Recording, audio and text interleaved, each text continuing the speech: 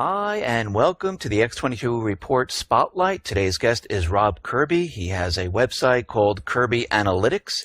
He also has a book called Gold Fix: Real Story on Gold. And if you like a free copy of this, you can just email him at his site, and he'll send you an electronic version of the book. Welcome to the Spotlight, Rob Kirby.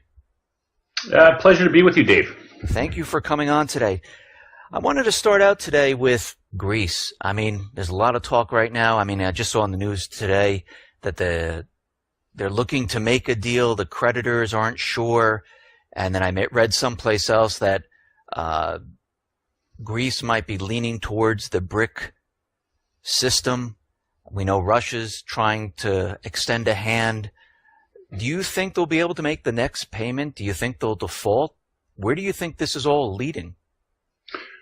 Dave, where I think it's all leading, in my mind anyway, it's pretty clear. The IMF Western centric crowd are trying to alleviate Greece's problem of too much debt with more debt, and that is an unworkable situation. And if the West continues to try and slam Greece with more debt to solve their problem of too much debt, that will force Greece into a more cozy or more encompassing relationship with the BRIC nations. So it doesn't look to me that the West is going to let up on their insistence that Greece continue to try to shoulder more debt. Therefore, my view is that Greece will be effectively forced to exit the euro, which means, in my view, the euro is a doomed institution, and it's only a matter of time before Greece either leaves of their own accord or is forced out of the euro. Now, do you think this will have an effect on the other euro countries like France, Spain? And do you think then something will occur here in the United States with the dollar if this does occur? Because we hear Jack Lew giving a lot of warnings about Greece defaulting and leaving. My view towards Greece being forced out or exiting the euro will be the proverbial straw that breaks the back of the camel, which is the euro. So my view of the eurozone going forward is that the concept from its origins was unworkable, and in real time we're seeing it to be unworkable. And I do believe that once Greece officially leaves the euro as an institution, there will be we'll be opening the floodgates for the likes of Spain, Italy, and probably France in quick order. And the euro, in my view, is a doomed concept. So will this have any ramifications on the dollar itself? Or I mean, very short term, Dave. I think we could see, and we have seen empirically, the dollar showing strength relative to other fiat currencies. But just remember, if you want to view these fiat currencies as pigs in a poke, all the pigs in the poke will be slaughtered, because that's what happens to pigs when they're in the poke. And it just so happens that, at least it's seemingly, the euro is going to go to the knockbox first. But that doesn't mean the other pigs in the sty aren't going to be slaughtered as well, because what they all are ultimately is bacon. Okay. Let me just change subjects here for a second. We see China is pushing the yuan renminbi, and it seems like at this point in time they're trying to make it a reserve currency. We see the IMF is saying that it's not devalued. We understand that China is continually purchasing more and more gold. Why are they doing this? How much gold do you think they have? And why are they trying and pushing the yuan to become a reserve currency? I'm going to sort of shape my answer a little bit in terms of what my understanding is of China and what they are seeking on a go-forward basis in a geo-economic construct. China wants stability. China wants sustainability, and China recognizes that fiat money, because they invented it hundreds of years ago, but they do recognize the shortfall of a pure fiat money system. They do recognize that long term, the ability to print money out of thin air is not a sustainable concept, and China's want to possess physical gold bullion is highly aligned with the notion that they want to have honest commerce, because honest commerce is sustainable long term. The Chinese leadership does not want to imperil their country or imperil their position as leaders, because unsustainable practices in commerce lead to failed systems, lead to war, lead to anarchy, and typically lead to change of leadership. And it's not in the Chinese leadership's self-perceived best interests to have change and anarchy and have a situation develop where they lose complete control. This is something that the West seems hell-bent on imposing on everybody, and this seems to be the tact we're following. And I mean, in my view, Dave, I've answered what you asked me, but I didn't necessarily answer it in exactly the way you might have anticipated me answering it. And just to further on to that, the amount of gold, physical gold that China has to a point is irrelevant. But because what's really important is they continue to acquire it, and they have an insatiable appetite for it. So at this point in time, you mentioned war. I just want to ask you this. You see what's going on around the Spratly Islands, and you see the U.S., it seems like they're provoking China and kind of pushing or poking them. Do you see the U.S. pushing war in this? I see the Western-led nations, spearheaded by the current U.S. administration, as trying to provoke hostilities, not only in disputed islands off China, referencing China, Japan, but I see them also spearheading the disunity in the Ukraine, even though they've tried to paint Russia and Putin specifically as a villain.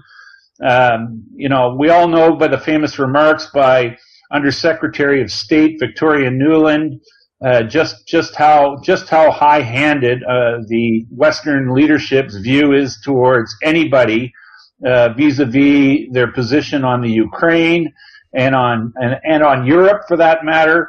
It's been American interventionism that's created the hostilities and the situation, which is sort of looks like it could spiral out of control in Syria.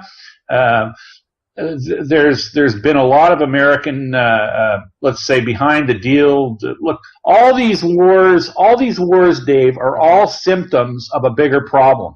And the real problem is that money in our financial system is on the brink of failing. And the powers that be want to have their I'm just gonna broadly refer to all these incidences as false flags. And they want to have them all in position so that when the financial system finally goes over the edge, they will initiate war. They will start war, and they might start it on numerous fronts at once. And then they will say that the war is the reason why the financial system collapsed, and that will be a lie. And that will be a lie because the real reason the financial system is collapsing is because we have derelict Keynesian-oriented central banking clowns that have had their run with the financial system, and they've printed way too much money, and they've created way too much demand on a planet that has finite resources, and this has been such a disastrous experiment. And they're so full of themselves, and they're so drunk on power, they will never admit it, Dave.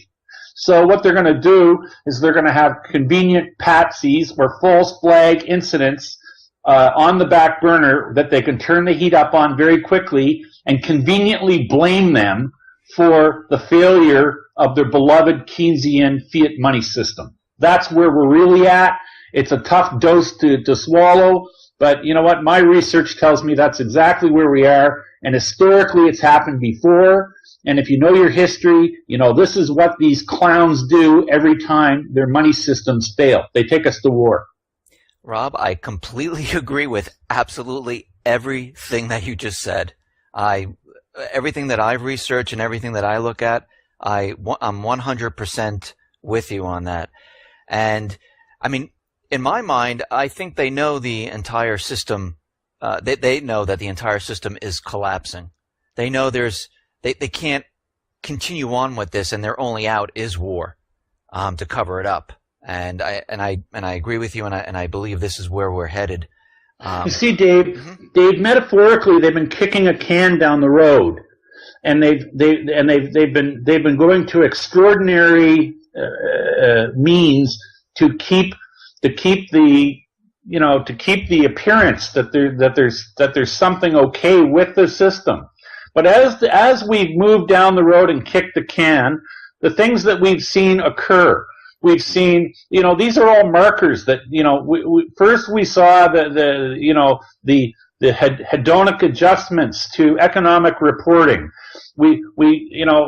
Instead of having people honestly try to kick a field goal from the 30-yard line, in terms of economic data reporting, when they used to report inflation as it really was, we now see that they take things away from the data set for inflation reporting, and basically the way they report inflation data today, they remove anything that goes up in price from the basket of reported things that make up the inflation call.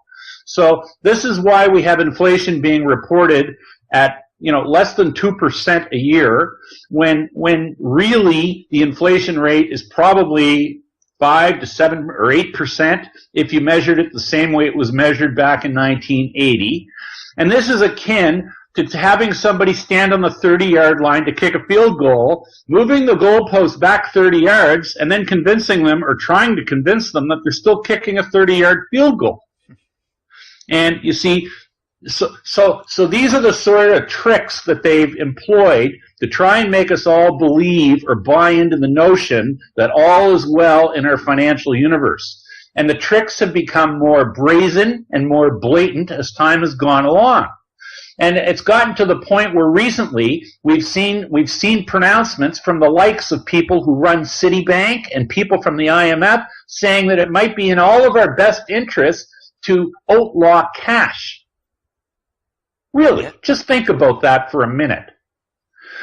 Anyway, my view has always been the day it comes that people go to the ATM and can't get cash out of the ATM, that'll be the day we finally have anarchy and we will have social unrest, and that's when this will spiral right out of control.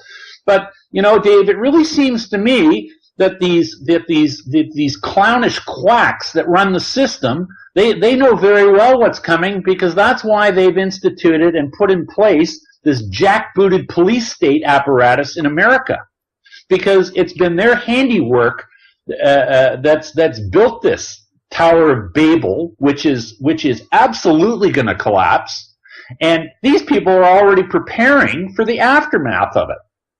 That's the gall that these clowns really have.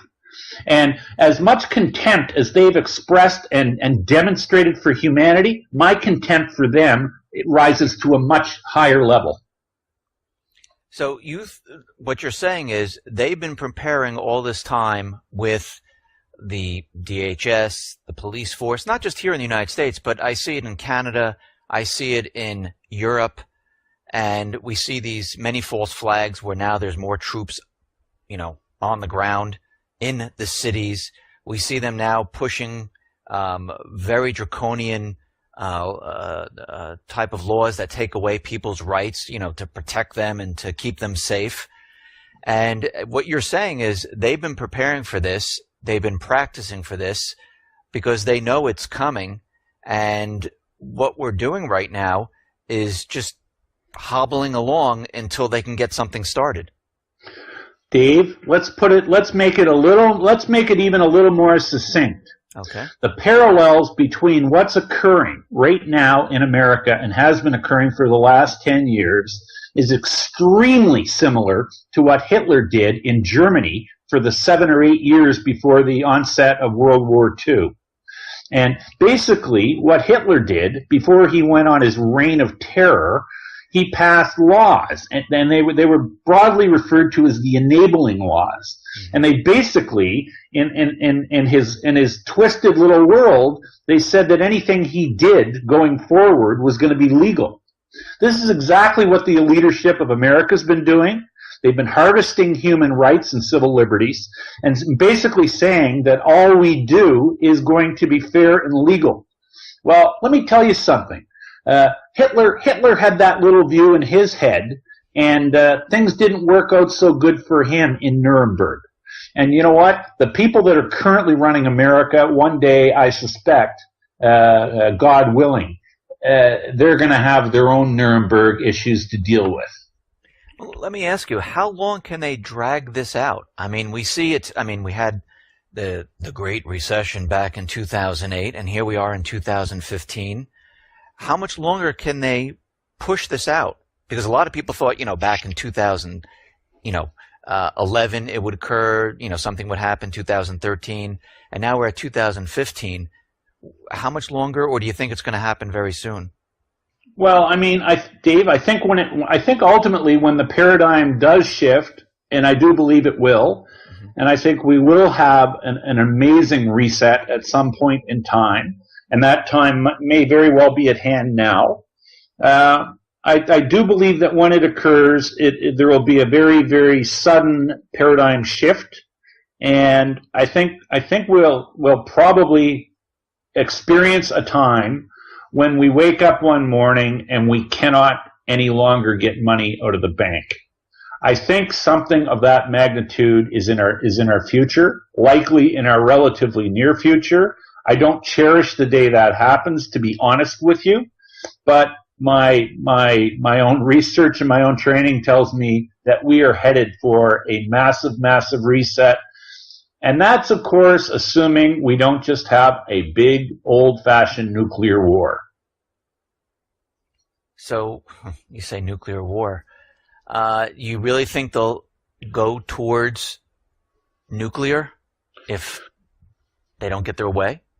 Well, it was a top American. I believe it was a top American general. It was reported last week that he had tweeted. This is a guy who is a very tenured professor at the U.S. War College, and he was in a conversation with a ranking general in the U.S. military, and he tweeted something to the effect that he suspects we'll be at war this summer at some point. Really hope it isn't nuclear. We'll be lucky, I think his words were. We'll be lucky if it isn't nuclear. I'll just say this, Dave. Very highly placed people in the military-industrial complex are using the word war and the likelihood of war or the inevitability of war. And this is not something hatched out of a tinfoil hat or a conspiracy theory. People in the mainstream military-industrial complex are talking openly about this now. This is not imagined. This is not wishful thinking, and believe me, I don't wish for it. But this is what's being discussed openly now by people who are very, very well credentialed to be making such pronouncements. So at this So you can draw your own conclusions from that.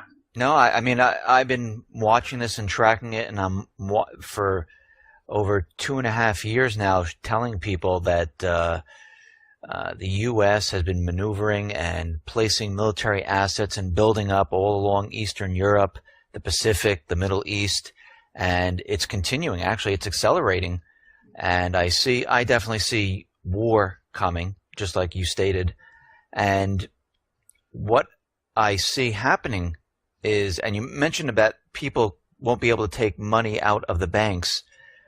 Are you saying they're going to shut the banks down? That's why they can't get the cash out? It might be that. And what form this takes, Dave, it's a bit of a guess, and it's a bit of a stretch, other than to say we are headed for a time when even more draconian measures on behalf of the people that currently run our financial edifice, they are going to overreach in a vain hope that they can control a system that is spinning completely out of control. Does it take the form of less severe capital controls or more severe capital controls? Will it maybe start off with something a little bit less odious or a little more creeping, like capital controls first on registered accounts and then to be followed by cash accounts? It's tough to say exactly how it's going to roll out, because desperate times require desperate measures, and which particular desperate measure a desperate person is going to choose is something that's, to be honest with you, it's beyond my ability. Start thinking like a really desperate person, and start thinking about the universe of desperate decisions you might make, because some of them might be quite irrational. What should people expect? I mean, are they going to see, like, when this whole thing starts to fall apart, 1, inflation or deflation? 2, I mean, is it going to be hard to get food from the supermarkets? And are we going to see maybe martial law or something else occur here, like riots and things like that, where they have to say they have to implement martial law? Dave, it's conceivable we see all of the above. And when I say this, I'm gonna say it's conceivable that we see civil unrest, martial law, but ultimately, speaking directly to your point about whether we see ultimately deflation or inflation, you cannot destroy a currency and have deflation. And fiat money has been debased and deranged and defiled to such a degree that a deflationary ultimate outcome, in my view, is a non-starter. And when you destroy the value of a currency, you ultimately end up with rampant runaway inflation. And my personal view is that to say that we have a deflationary outcome in this ultimately is nothing short of quackery. So let me just get your take on this. What do you think of this exercise, Jade Helm? Do you think that is in preparation for this? Sure, it is. It's practice. So you? It's practice.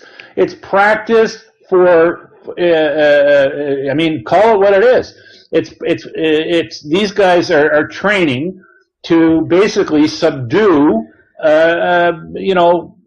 Peoples in urban environments, and this is what this is all about, and it's to get people conditioned to having military conducting operations in urban areas, so that when they actually roll it out, people say, well, it's just the army doing what the army does. No, this is a conditioning exercise, Dave. Absolutely. And listen, anybody who can't see this for what it is an ostrich with their head buried in the sand or somewhere else where the sun doesn't shine. for the last question, let me ask you, when do you think, I mean, you told us this summer the general's telling us war. Do you think the collapse is going to occur during the summer, or do you think it's going to be the fall, or do you think, what's your prediction on this? We won't hold it. Well, to begin with, Dave, I think it's a fool's game to predict what day or week it's going to happen. What I can truly say is, with each passing day, we're a day closer to a major paradigm shift or a major reset. I wouldn't be shocked if it occurred this summer. I wouldn't be shocked if it occurred this fall.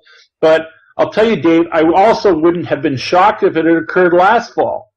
So, you see, the reality is the system is ripe for a reset, and the reset is metaphorically low-hanging fruit that's very ripe on a tree. And so the question I guess you're really asking me is, what day do you think the ripe apple is going to fall off the tree? Well, I know that the apple will fall off the tree, but I'm hesitant to say what day. Okay, I'll take that. Well, Rob, thank you for coming on the X22 Report Spotlight. I really appreciate you taking the time and talking with me and letting everyone else hear what you have to say. Thank you very much for coming on. My pleasure being with you, Dave. Thank you.